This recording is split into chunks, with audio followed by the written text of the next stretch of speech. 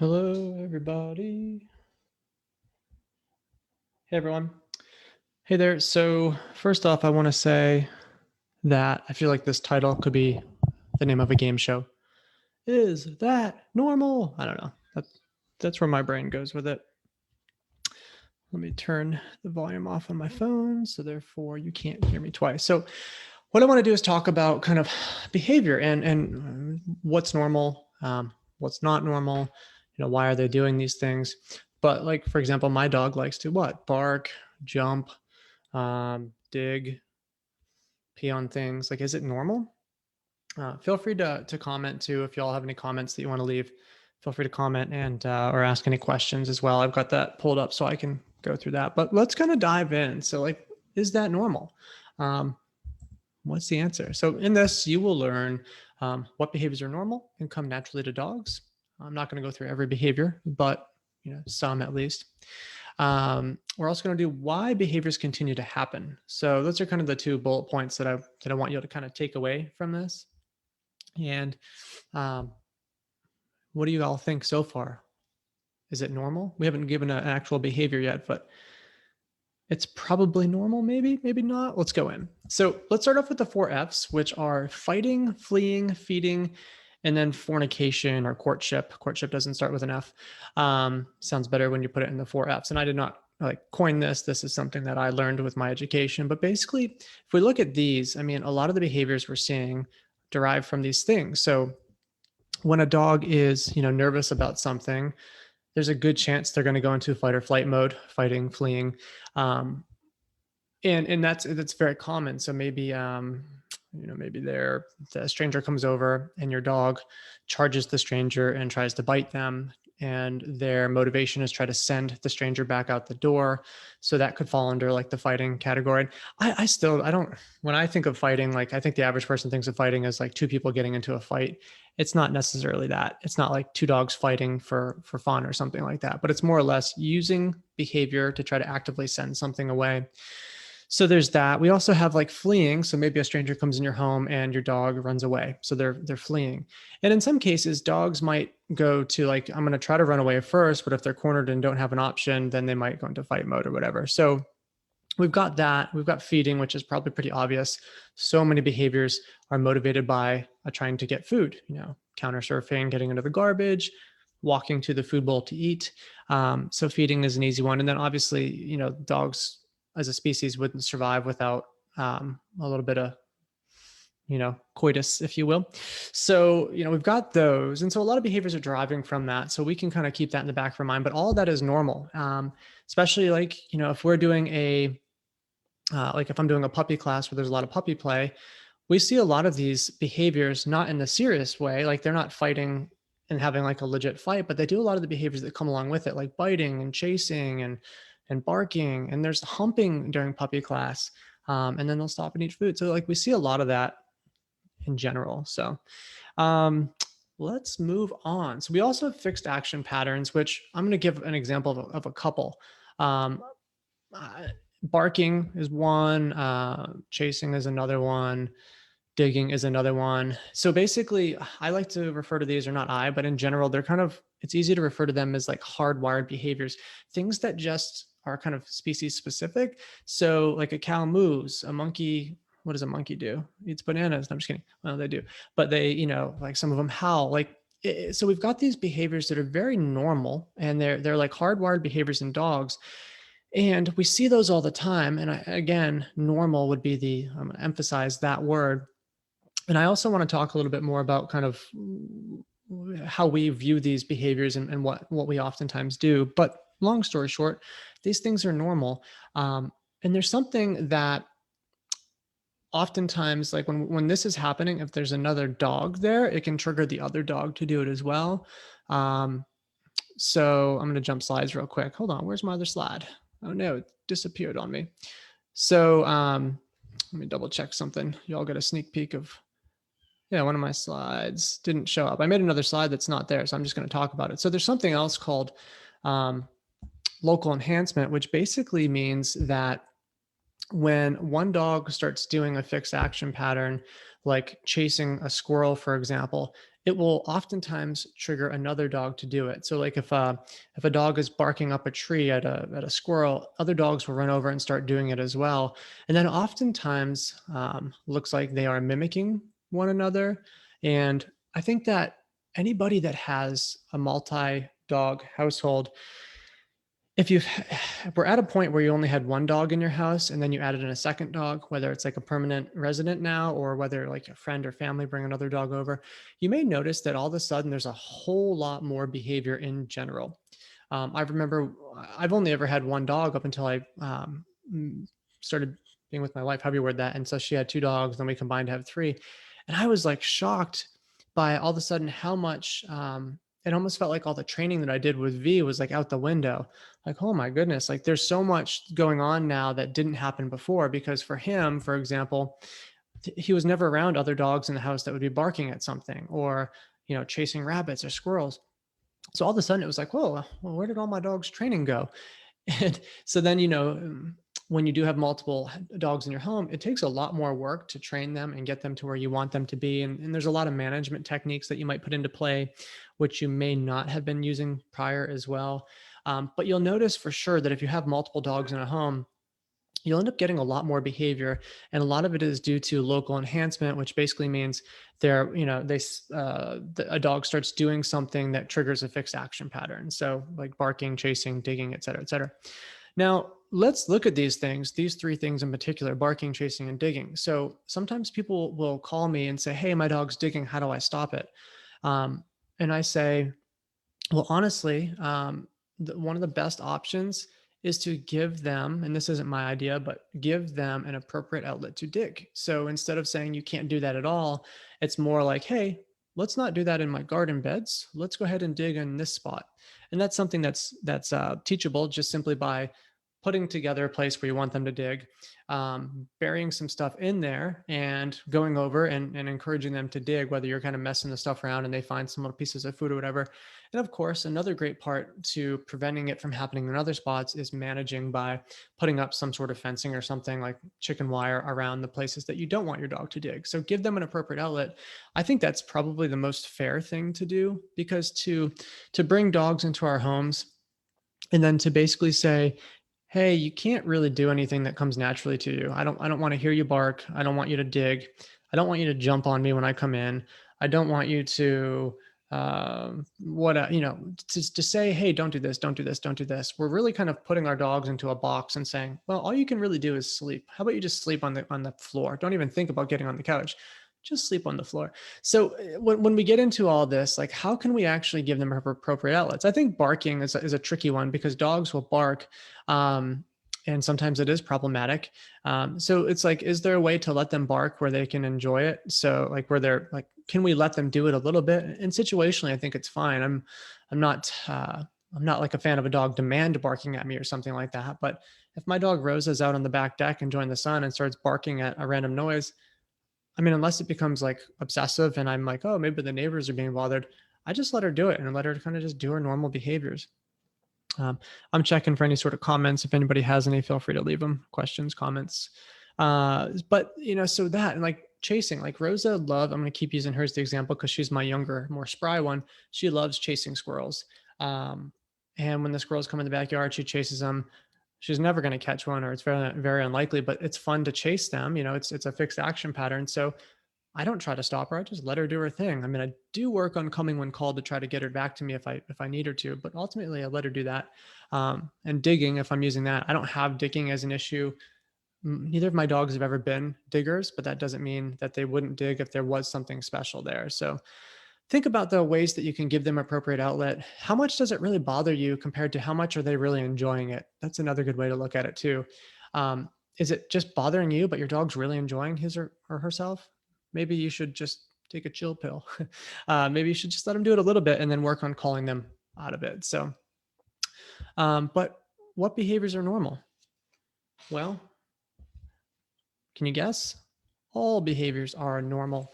So, I mean, everything a dog does is technically normal, but to us, it might just be something that we don't want. But like jumping is normal. If we look at when the mother wolf would come back from getting some food, the young wolf pups would jump up and lick her mouth, and she would then cough up some food for them. So basically, that's one of the reasons why they jump on us. They want to get closer to our faces. They don't necessarily want us to cough something up for them, but it's a very normal behavior in that sense. So jumping is normal, chasing is normal. I mean, think about the behaviors that we do that are normal. Dogs are, similar from that they basically they have things that they do that are normal, and in some cases it's these fixed action patterns. In other cases it comes down to behaviors are being reinforced. So why do behaviors continue? Glad that y'all asked that. So basically, depending on the outcome of the behavior, that is what causes a behavior to increase or decrease. So for example, let's use this dog who is, he's already a little wet, it looks like, or he might be a Chesapeake Bay Retriever, I don't know. But he's looking at the water and the leash is tight. So what is he doing? It's a still frame, but I'm assuming the dog is pulling to get towards the water. Now, if he gets to the water, what do we think is going to happen? Is that behavior of pulling towards the water going to increase, or is it going to decrease? Is he going to start, like next time he gets to the beach, is he going to go, pulling last time got me to the water faster. Maybe this time I'm not going to do it. That's not how my brain would work. I mean, if I'm hot and I see that water, I'm probably going to run full speed to jump in it. So if we look at the behavior of pulling in this sense, pulling is most likely going to increase. He's going to pull more and more and more with more and more force to get to the water. So behaviors continue in the grand scheme of things. Behaviors continue if they are, if the dog's enjoying the outcome. It's really going to increase the likelihood of the behavior. You're going to get more of it. So that also being said, like this is really talking mostly about, like what our behavior is normal. Why do they continue happening? I mean, at the same point, if I'm just going to throw this out there, if I wanted to teach this dog to get to that water, with a loose leash, I have a couple different options. One, I like to do, it's an exercise called loose leash walking with the clear directional goal. If any of y'all have taken like our basic manners course, or maybe some of y'all that worked with us privately, you may know this. But basically, if we look at it this way, we've got our starting point where this person is with their dog, and the end goal would be the water. I think it's safe assumption. We could basically teach our dog that if he walks and the leash remains loose, he gets to continue to go towards the water. If the leash tightens at any point in time, we just say, oh, too bad. And we bring them back to the start point, make sure the leash is loose, and we start again. And it might take you 10 minutes, 5 minutes, 3 minutes to finally make it from the start line to the finish line being the water. But the outcome of that is, with a lot of repetition, he's going to start figuring out the fastest path to get to the water is to walk without pulling. So you could kind of look at it that way. If I wanted to say, hey, don't pull, which is I would say normal behavior because it works. What we could do is say, hey, loose leash gets you there. But basically, think of it that way. And again, if anybody has any questions, feel free to ask. I don't see any currently. But across the board, what is the outcome of the behavior? And that's probably the driver behind the behaviors. That's probably what's making the behavior happen again. But are we stuck with these behaviors? I think that the vast majority of the time, we either find an appropriate outlet for that behavior, or we try to replace the behavior with something more appropriate that we would like. So in the grand scheme of things, here's a fun example. Back in the day, my dog V, who I actually just posted about him yesterday, just turned 14. He was very energetic when he was younger. And I would like to say that pulling on leash was fun for him because it got him to the things that he enjoyed. So what I actually did with him, because I was in an area where I threw on some rollerblades and I let him pull me. And so he got to pull his heart's desire. We'd go around the block for 10 or 15 or 20 minutes and basically running full speed. It was a lot of fun. I miss it. He's not able to do it anymore. But basically, I gave him an outlet to pull and said, here you go, buddy. This is your outlet. You can do that. And then after that, because I had all the time in the world, I would basically get back, take my rollerblades off, put him on leash and attach him. I'd have him in a back attaching harness for the pulling part. Then I'd either stick him on a front attaching harness or like a collar at that point, and I would walk him and practice my loose leash walking. So in one way, I gave him an appropriate outlet for his pulling, and then I was able to capitalize on the fact that he just got that outlet and then say, hey, let's do this instead. Let's now do a loose leash walk, which was a lot easier in that sense. So like something you could do if you have rollerblades, or I'm not a fan of doing it on a bike. It makes me nervous, but I know a lot of people can ride bikes with their dogs in tow. when I was a kid, I fell off once and it scarred me forever. Talk about an association. But you could give them an appropriate outlet. Some people skateboard with their dogs. And then after that, you can say, okay, let's try to do some loose leash walking. But are we stuck with the behaviors? No. Your options are give an appropriate outlet, which I just mentioned. So, digging, let's go ahead and give them a place to dig. Barking, let them bark on occasion and then ask them to stop and let them back in. Pulling on leash, if you can, give them an appropriate option and then say, okay, let's do this instead after. But basically, think about ways that you can say, okay, you can do this. So there's that. And then basically, find more appropriate behaviors to reward. So, instead of jumping, let's have them sit and let's reward that. Instead of, um, what's another good one? So instead of, jumping, instead of pulling on leash, let's have you walk with a loose leash and I'll reward you for that.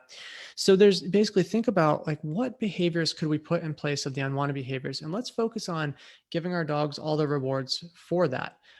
Instead of running towards that squirrel, come to me instead. I'm going to reward you for it, and maybe I'll give you a chance to chase the squirrel after.